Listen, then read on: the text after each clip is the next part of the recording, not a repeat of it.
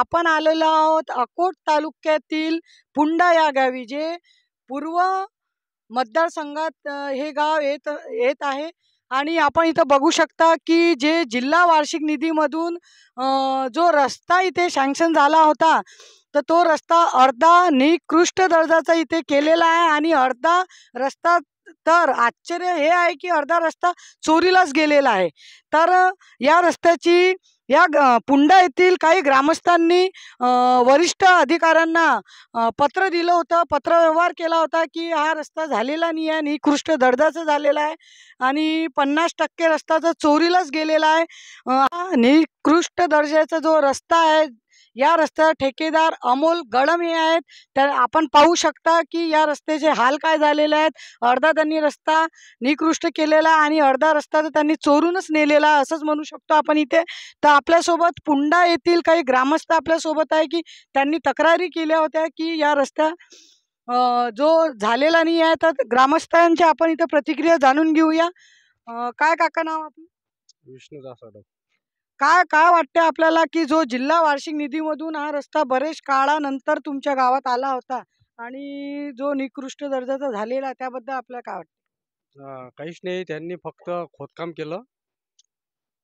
खोदकाम करून सुरुवातीला गिट्टी टाकली, रोलर नाही, पाणी नाही, काही नाही, काही नाही. पूर्ण बिल काढून घेतलं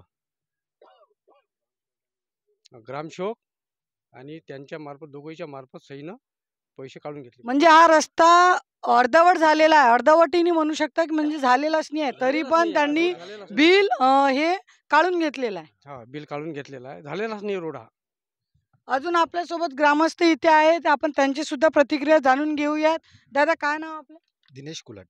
काय आपल्याला या रस्त्याबद्दल काय वाटते, जे निकृष्ट दर्जाचा रस्ता बरेच काळापासून पेंडिंग आहे, झालेलाच नाही आहे, त्याबद्दल आपली काय प्रतिक्रिया? आता हा 2024 मधला रस्ता आहे. आम्ही या रस्त्याची कंप्लेंट केली. आम्ही त्यांना MBC मागत आहोत. ग्रामसेवक आम्हाला MBC नाही देत आहेत. अशामुळे आम्हाला त्यांची कंप्लेंट करूनही वारंवार आम्हाला काहीच माहिती मिळत नाही आहे. बरं, हा रस्ता न होण्याचं कारण काय आणि यामध्ये कोणाकोणाचं असं तुम्हाला वाटतंय की हात असेल? आम्ही असं कानावर आलेलं आहे आमच्या, की बा ठेकेदारांना म्हटलं बा हे करा. त्यांनी असे म्हटलं आहे की आमचं काहीच होऊ नाही शकत पुढे. असं काही आमच्या प्रतिक्रिया आहे. अजून आपल्या सोबत या पुंडा गावातील उपसरपंच आपल्या सोबत आहे, त्यांच्या सुद्धा आपण प्रतिक्रिया इथे जाणून घेऊया. दादा, काय नाव आपलं? सुधाकर दादाराव पुणकर. बरं, काय हे जे निकृष्ट रस्ता झालेला त्याबद्दल आपल्या प्रतिक्रिया काय? आता हा रस्ता चालू होताना माहीत आहे आणि त्यांनी हा रस्ता मी अडवला होता गिट्टी टाकायसाठी, पण ते ठेकेदारानं जबरदस्तीनं रात्रीचे ट्रक टाकून ते कंप्लीट केलं आणि म्हणजे अर्धवट रस्ता करून MBCची आणली बनवून. आता त्यात किती लोकांचे हात आहेत हे मला माहीत नाही आणि त्याच्यावर सरपंच आणि सचिवानं सह्या दिल्या आणि त्या रस्त्याचे पैसे काढले. म्हणजे हे आमच्या गावाचं नुकसान झालं एक. तर आपण बघू शकतो की किती निकृष्ट दर्जाचा रस्ता त्यांनी इथे अर्धवट करून ठेवलेला आहे. आणि हा तर म्हणजे मुरुम त्यांनी साईडला रस्त्यावर न टाकता आजूबाजू कडेला मुरुम टाकलेला आहे.